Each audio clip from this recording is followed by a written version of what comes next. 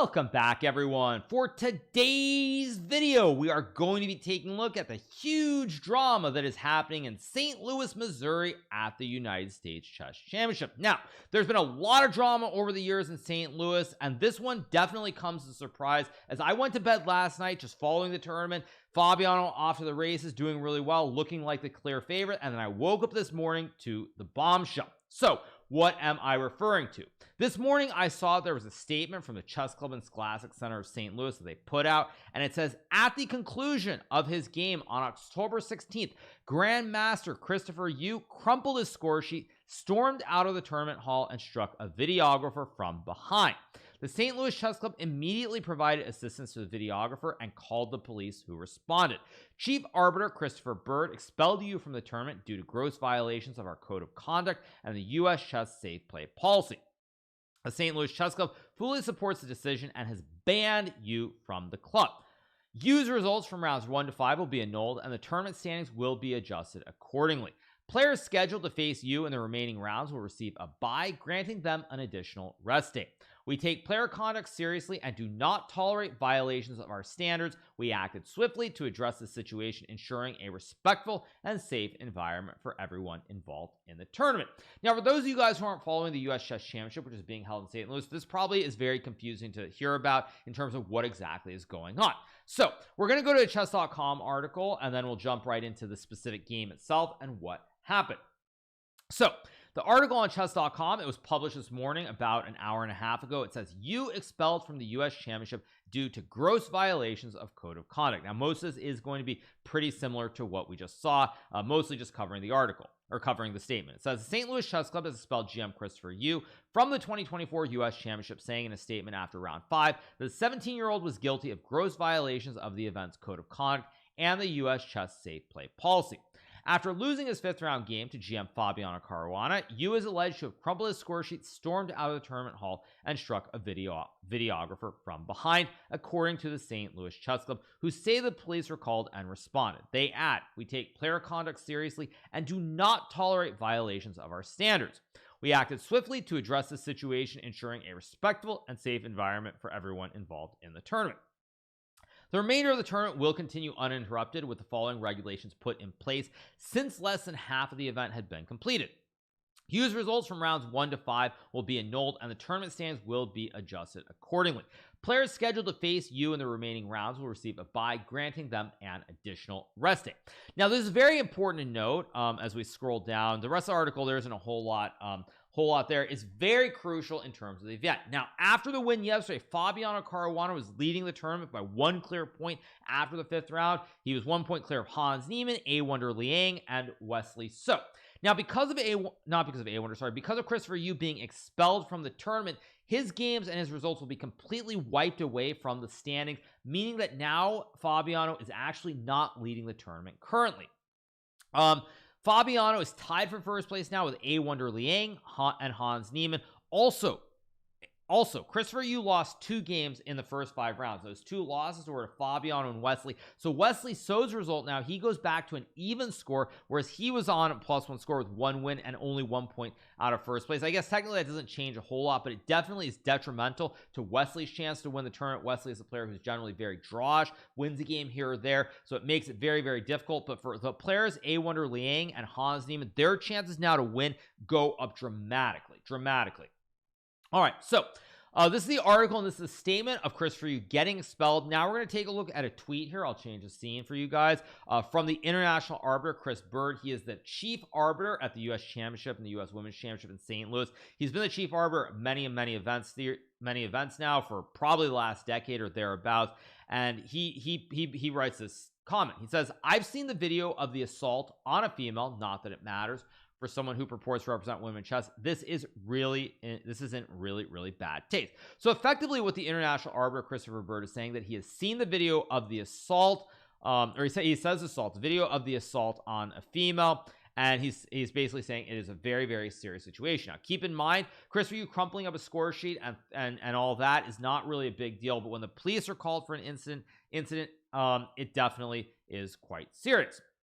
Okay, so Christopher Bird puts out this tweet, and he has seen the video. I don't know where we're going to see a video. I mean, some people would argue we should see the video, based on what we've seen in the statement from the Chess Club, based on what Christopher Bird is saying. It sounds very serious because the police were called, and I don't know if it'll be released. I actually am somewhat skeptical, but you do have to remember, someone has been in this situation, someone has been assaulted, and privacy and law enforcement, all those other things do matter. So now you're also probably wondering, well, what led to this? What happened? So we have a video of the final 2 minutes of the game between Fabiano and Christopher Yu, and I will just play it so you guys see some idea. This was the game that led to the whole situation. Then Queen D2. Yeah. Sorry, here we go. I think that's a force mate, guys. Wow. We have to agree. So let's watch the force mate unfold. So Fabiano will find it. I'll just skip ahead a little bit so we get through this right here. If the opponent could Bishop E3, avoid the checkmate in 6th move, but last for the 7th move, he won. He won. So today, nobody announces the checkmates, but it sure looks like Fabi has worked out those checkmating patterns that Christian. And that's it. There they are. Handshake. Very nice cooperation between the 2 bishops and the queen. Fabulous. Fabi's running away with it, guys. +3. Also, here you see Christian, who's one of the main commentators, say Fabiano is running away with it. And that moment in time, Fabiano was running away with the tournament prior to Christopher Yu being expelled. And I was objecting to Ben Underwood's model simulation. I guess that AI, man. that AI knows AI. It's his about. model. It said 64%, and look what his model came up with. He's looking like a Nostradamus. Wow. By the way, is that 3 in a row? Just ripping? And now you see Christopher Yu very emotional after this loss. He rips the score. I mean, he separates the score sheet. The score sheet. Now, one interesting point here, though, is that you do see Christopher Bird, the arbiter. I think he's trying to calm him down. He says something to here because he obviously sees how angry he is I know that feeling too. About losing the game. Okay, third. Am I right? 3 consecutive victories in a row for Fabi. He just beat me. He beat Mishra. Yes. Yes, he did. Yes, yeah, he started with those 2 draws, right? Started with a worse position against Hans. Saved that. Started with an almost win. So you guys can see from this video that Christopher very, very emotional here after losing this game. Obviously not in a good mood. And now I'm going to take a brief look at the game. I'm not going to do like a full-length recap, obviously, in case you guys are expecting that. But this is the game that was played between Christopher Yu and Fabiano. Now, probably the reason Christopher was so upset is as we go through this opening, they reached a very critical moment in this English turn into a Sicilian defense right around this move, where Christopher has played the move bishop to h4, attacking Fabiano's rook on d8. Now, in this position, Fabiano plays the move knight takes pawn, which is a little bit dubious here. Apparently, Fabiano was supposed to take with the queen, but he takes with the knight, and after takes, and castles here, as you can tell from the valuation bar, white is a bit better. Now, Fabiano, of course, has sacked the rook on d8. In return, he has a bishop pair, as well as having a bishop and a pawn in return for the rook. But the only one open file being the d file here. White should be better. Probably not necessarily going to win the game, but there should be no risk of ever losing at this point. Now, I even said this when I covered it live on my Kick channel, that I thought Christopher probably not going to win this position, but I thought no chance of losing. So we keep going, and somewhere around here, right around queen e5, we get this move f6. Now, at this point, Christopher decides to move this queen back to e3, and this was really the critical moment. If Christopher had just traded the queens, played king b2, let's say takes, rook h3, for example, not rook h3, sorry, because there's rook h1. Let's just say we get like rook h2, rook e2, rook h3, and something like rook to g2. White is not necessarily going to win this game, but because we're in an endgame with limited pieces on the board, even after takes and rook e1 here, white should never lose. Now, it's very important to remember the concept of never losing versus actually like the concept of winning the game. If you're playing for 2 results where you can win the game or draw the game, you're almost always going to feel pretty good about it. And when you turn those situations, which are impossible to lose, into losses, that can really affect your mental state. And as we will see, Christopher, when he plays the move queen to e3, he now allows Fabiano to trade and play the move e5. Now, the reason this move is so good is when you look at the light square B, it's kind of walled in at the moment behind these pawns. You can go to a6, but the pawn chain is secure here from a2 to c4, and e6 is also weak, and you have the open d file. When Fabiano goes e5, now he's going to open up the scope for both the bishops here, and black is actually in very, very good shape. So it takes rook h1, you got bishop c5, and now Christopher plays move queen g5, and this is one move that turns the game from being about equal into a loss. He still was okay after queen e2. Honestly, I don't blame him for blundering with queen g5. He probably thought takes, bishop f5, king b2, bishop d4, and you're thinking, wait, look at these bishops here, the pins. I mean, it looks very, very scary here for white. Computer, of course, just laughs completely and says go g4 and play something like king c2 followed by queen e4, and white's much better here. But again, from the human perspective, I'm going to be honest, really hard to believe that you're simply much better here. And honestly, Christopher is a little bit of a weaker player relative to Fabiano, so he probably just sees it, he trusts his instinct and doesn't want to go into it. So instead he plays move queen g5, and now Fabiano trades and he goes queen d6, and as you can tell from the valuation bar, now black is entering on the d file. All of the bishops are becoming super active as well, and white is actually in really bad shape.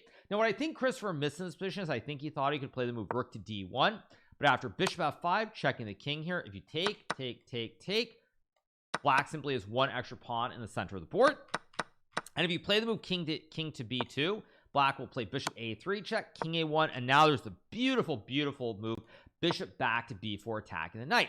Now you're doing a Botez gambit and hanging the queen, but if white takes the queen, bishop takes c3 is checkmate, as the king has no squares available and it's stuck in the corner pocket. If you play king to b2 after takes, black simply takes the rook and wins the game.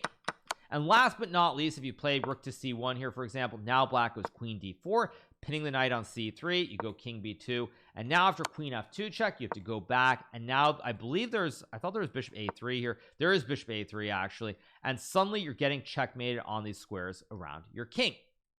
So it really goes from being okay to being lost in the course of one move, and Fabiano will go on to mop this up pretty cleanly. He gets the bishop on d4, the queen on d3 to target the knight. You get a5, a4.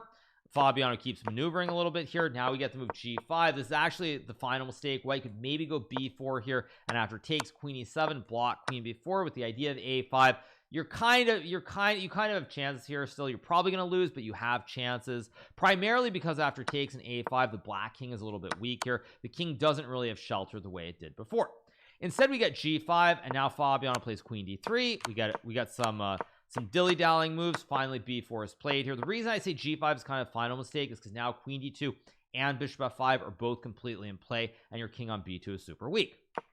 So we got b4 takes, queen e8 takes, king a2, king b2, and now we have the move king b7, a little bit of repetitions, and we get to move bishop e6. Now black has the two b's here on d4 and e6. The queen is super active, the king on b2 is getting checkmated. At this point you could already resign. Christopher does play a few more moves. We get rook c2, queen a2, king c1, check, king d1, and now after bishop g4, Christopher Yu resigns the game because if he blocks the rook on e2, there's a beautiful checkmate, queen to d2, checkmating the king on d1. And if you play king to e1, there's now queen to a1 check, and after block, queen d1 is mate. And last but not least, if you block with a knight, there's queen b1 check. You can't move the knight to c1. Your king on d1 is stuck. And when you block the rook, I take the queen, and I'm going to checkmate you in a few moves. So after bishop g4, Christopher Yu resigns this game, and Fabiano wins his third game in a row, and he's really off to the races, or so it would seem. So now to give my general opinion, which I'm sure everyone's been waiting for. After the recent incidents of what has happened in St. Louis, or I should say over the last couple of years, especially with the trashing of the hotel room by none other than Hans Niemann and his subsequent ban from the chess club in St. Louis, it's very clear to me that there's going to be a zero tolerance rule. And in many ways, I would argue this is actually worse than the Hans situation, primarily because this involves another party. When you play chess professionally, you play it at a very high level. You have these very heavy emotions. You don't feel very good about things when you lose games. Psychologically very difficult to deal with. But in this case, there's another party involved. There's a videographer who ended up being in the midst of all this, who was just trying to do their job. So After what happened with Hans, it's not particularly surprising to me that Christopher got banned. Definitely in the heat of the moment, he let his emotions get the better of him. There's no doubt about that, as you could see from this, but from the crumpled score sheet and just losing this very, very tough game. But that really doesn't excuse his behavior in any way. So it's definitely unfortunate for Christopher. He is 17 years old. He still is quite young, so I'm sure he's going to learn from this experience. But I don't think I don't think it's good. And also I would say it's probably one of the very few, maybe the first time ever that I can think of in my entire chess career where a player has been kicked out of a tournament. So it is definitely setting a new precedent, because in the past, the only things that I can think about when it comes to players being expelled from a tournament were either there was a medical emergency, they had to go to the hospital, they couldn't play chess, or of course the elephant in the room, which would of course be cheating. So other than that, I've never seen a player get expelled from a tournament. I'm sure it's happened, of course. I don't believe that it has ever happened in the US Chess Championship, so definitely a first in many ways. Additionally, what I would say is that I think, you know, for myself, when I think about chess as a game, one thing that I think a lot of people, one of the questions that's frequently asked me when I do my live streams, they ask me questions like, you know, if you have kids, for example, would you want your kids to play chess? And almost always I actually say no. And the reason I say no is specifically because, having spent my whole life playing chess, the psychological pressure and everything that comes along with that, it's extremely difficult. And one of the things that makes chess so much more difficult than a lot of other sports or games is that, first of all, there's no team in chess. That's the first thing. But secondarily, it's really about your moves. If you play a perfect game, you will never lose the game. And I don't mean perfect at a stockfish level, but even at the level Christopher is at, 2600 plus, if you play a perfect game against a 2800 player like Magnus Carlsen, you will not lose. You might not win, but you will definitely not lose. So when you lose games, it is 100% self-inflicted. You have made a mistake. It is your fault. There's nobody else to blame. There are no teammates. You can't say your opponent hit a great shot like in tennis, where you have them, you know, you have Federer running off the court and he somehow hits a cross-court shot as the ball's about to drop for a second bounce. Like, you don't have those excuses. You don't have those other things you can blame. It's purely your own fault. And because of that, that's actually why when people ask me about chess, I say these things where if I had kids, I would not want them to play chess at a professional level, because psychologically it is so brutal and so difficult to deal with. So we're starting to see a lot of drama in chess. It seems like this is the second big drama in a couple days, with the cheating scandal with Kirill Shevchenko. Now we have the expulsion of Christopher Yu from the US Championship. It's hard to know whether this drama is good in the long run for chess, but at any rate, it felt like something that I had to cover, just because the US Championship is a very prestigious tournament. It's being held in St. Louis, and it seems like St. Louis is a place where everything happens. So that's that as far as the US Championship goes. Very, very unfortunate for Fabiano, certainly, as well as Wesley. So I would have said Fabiano is probably 90%, maybe not 90, but I would say probably 80 to 85% chance to win the whole thing at the nearly midway point if this result were counted. Now he's still the favorite, but he's not the clear favorite anymore. And for Wesley, I think his chances of winning go down dramatically as well. So very, very difficult for the standings. On the other hand, it will make the tournament more exciting heading into the home stretch, and there is a long way to go. Last but not least, I think, you know, I don't make a lot of videos like this, you guys. This is the first one I think I've done where I do it, where there's no chat interaction. It's on YouTube. It's not a game recap. So I hope you guys have enjoyed me giving my opinions on this. I think that it's really unfortunate to see, but at the end of the day, you just have to keep it together as best you can. So unfortunate, but understandable in terms of what happened. Who knows if we'll hear more about it or not, but that's that. So on that note, I hope you guys have enjoyed this video. I think in the coming days, the US Championship is going to probably become very, very tense, very nerve-wracking, especially with the events of what have happened. Who knows who's going to win? I was going to say that I think that when I look at the tournament so far, I do really hope that Fabiano wins the event cleanly, because if Fabiano doesn't win the event, I think there's probably going to be more drama around who deserved to win or who got screwed over, and all this other jazz that say A. Wonder Liang wins or Hans Niemann wins. So I am definitely rooting for Fabiano to win, because I really don't want to see a situation where, because of these events, we have this asterisk next to whoever wins the tournament. All right. So I hope you guys have enjoyed this video. If you like this format or all this stuff, make sure to let me know in the comments below. If you're not already subscribed to the channel, make sure that you smash that subscribe button below, and we'll be back with more great chess content, more drama, more recaps, more everything in the very near future. Hope you guys enjoyed, and have a great rest of your day. See you soon. Bye.